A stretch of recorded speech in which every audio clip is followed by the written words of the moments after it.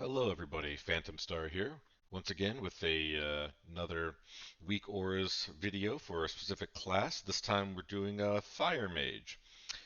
So as you can see, we are in our Fire Mage loadout down here. You'll obviously notice that the vast majority of the user interface has been reduced away to just these kind of bottom elements for our hotkey bars here and our ElvUI kind of heads up options. And then I have chat and details running here just to kind of fill out the space there, but obviously we can turn that off, get ourselves a nice clean look. You'll also see that the minimap has kind of been relegated down here to the center of the screen using Sexy Map, and then we have the target and player frames also down here kind of at the bottom, all nicely tucked in with the still with all the relevant information that you might need for your particular class.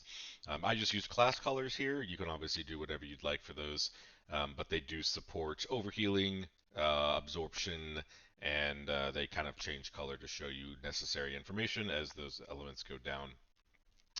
This is all done mostly with WeakAuras, ElvUI, and then a little bit of Sexy Map here. So what you'll see as we go into combat, let's go ahead and get engaged, that our HUD pops up. There we go. So you can see all of our abilities here that are needing action from us, waiting to be used. The first thing that you'll see, obviously, is this very obvious blue glow in front of everything. That's the hey idiot, you forgot your arcane intellect button. So as soon as you put arcane intellect on yourself, that goes away and you can actually see what's going on, just to be sure you don't ever actually forget that you need arcane intellect.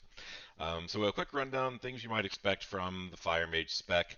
Um, the obvious giant glowing ball here is combustion. That's what we need most of our effort focused on, along with our Fire Blast and Phoenix Flame charges here, which obviously are the critical element of the Fire Mage rotation. Just little indicators for our primary cooldowns. You can see we've got shifting power here at the bottom left with the cooldown timer. Obviously, shifting power, another critical piece of the components. And then you've got your mirror images ready to go. You've got your, of course, ice cold or ice block, whichever one you've got spec'd into there. We trigger that. All of those cooldowns can kind of fire and run off. And then this up here at the top right is, of course, Time Warp. This respects, you may have seen it flashing a little bit already. This does support the randomly triggered Time Warp that you can get as part of the talents. It also supports, of course, anybody else activating a different type of Time Warp, Heroism, Bloodlust, whatever, will all trigger the indicator that it's running. I've used a clock, as we are mages, that is our version. And then you can see two separate cooldown timers actually show up. Of course, one of them, the purple one here at the bottom, being our own Time Warp, and then this will eventually turn orange here at the top. But that's actually the debuff for being able to actually cast it again. So you can see both of those available and counting down for you at any given time throughout from any of the Bloodlust options. Now, you also may have noticed the combustion timer popping up every so often. That's because it also supports any activation from talents of combustion. It also, the duration here will also respect any adjustments to duration or cooldown based on the talents that you have. So if those duration gets extended or cooldown gets reduced, those are accounted for here. And you saw this pop up here. That's our hyperthermia trigger. We'll show off that in just a second. The last thing here being our blazing barrier. So you'll notice when we have it active, these brighten up. What you'll notice actually is it's going in both directions. So the glow up here is the actual cooldown timer on Blazing Barrier, whereas the fading out down here at the bottom is our ability to cast it again. So what kind of happens is it's meant to be informative that when I can cast it again, I can see that this thing is fully colored and available to me. But if it's highlighted, that means I still have it active and don't need to. But I can push that button again. Now let's say I use up all my barrier. You'll notice at the bottom we have the little purple isolating indicator. That is for your mass barrier. So if you click that, you can see it triggered and that I have it available to me even though I couldn't cast it again yet for my original cooldown. So those are all supported as well. with your mass barrier will eventually kind of come back here. And now you can see that mass barrier is wearing off, but I can still have my own cast up available to me. Now, the last and most important thing that you're probably thinking is, how do I know when I can pyroblast?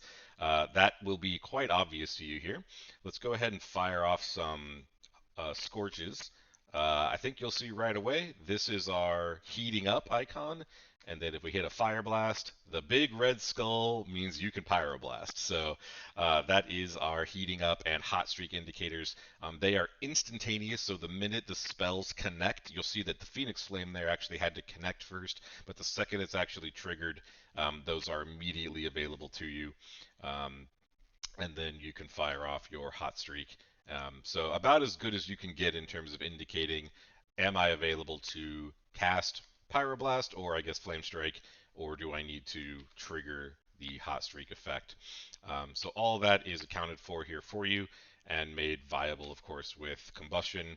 And then you can just go to town with spamming all your lovely Pyroblasts as much as you want to. Um, and then you can see you run out, you have your timer here that you're waiting for those to come back, and then you saw hypothermia pop up there as well. So all of that is supported for you. If we don't have combustion, then how do I cast hypothermia? If that triggers, then you can just go to town spamming to your heart's content. So there we go. Then you run out of charges, you come in, you cast your shifting power, and away you go.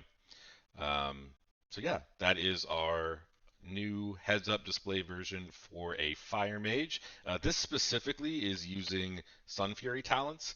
There might be some minor adjustments required if you're using Frost Fire Mages, but this is definitely in my mind, very, very useful tool so that I can pretty much constantly keep my eyes right here where I want them in terms of what's going on with the enemy, as obviously Fire Mages are extremely mobile, so being able to have all of your information right here while still seeing the entire screen is very convenient.